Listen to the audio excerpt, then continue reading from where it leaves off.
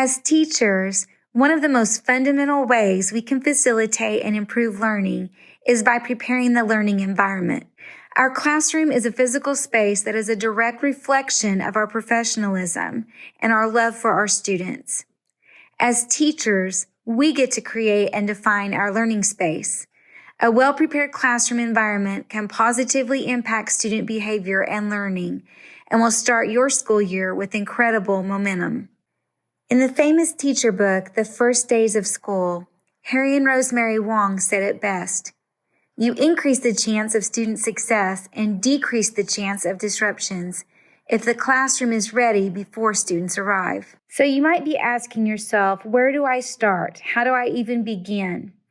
The first thing that you need to do is check your classroom for readiness. Make sure that it's fully functional. Are there enough desks? Do you have enough tables or chairs for the number of students that you're expecting this year? Does your whiteboard or projector work? How about your thermostat? Make sure you know what things need to be fixed and submit a list to your office or get it working. The next thing you should do is take inventory. Did you happen to inherit the last teacher's filing cabinet with a decade worth of unusable transparencies? Or maybe you have the opposite scenario. You don't even have a teacher's desk or a trash can or essential supplies. Make a list of items that you would like to have and create an Amazon wish list so that others can help you secure these items before school starts. Then you need to clean and declutter. Did you let your filing stack up during COVID and now you are regretting it? If so, get in there and declutter so that you can start with a clean slate. Clean, clean, clean. Get rid of the dust bunnies and make sure your room is shiny and beautiful when those students come.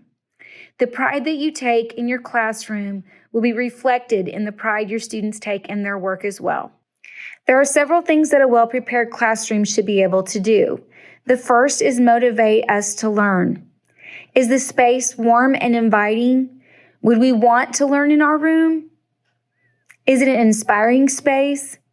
Our environment should be beautifully prepared, uncluttered, and well-maintained. Students should also be able to see themselves somewhere in our classroom. So create a space that showcases their work, their projects, or photos you've taken of them in class. A classroom should also be functional and efficient. We want to arrange our desks or chairs and tables in such a way that facilitates learning. It's also organized. This gives us structure and order with a purpose. It provides stability and consistency for our students.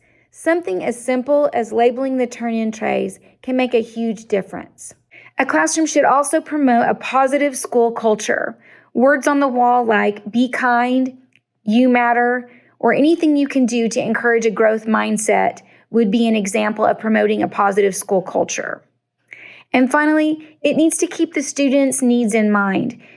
Our classroom should be student-centric and take into account their learning styles and any special needs that they might have. When it comes to decorating your classroom, there are a few things to keep in mind.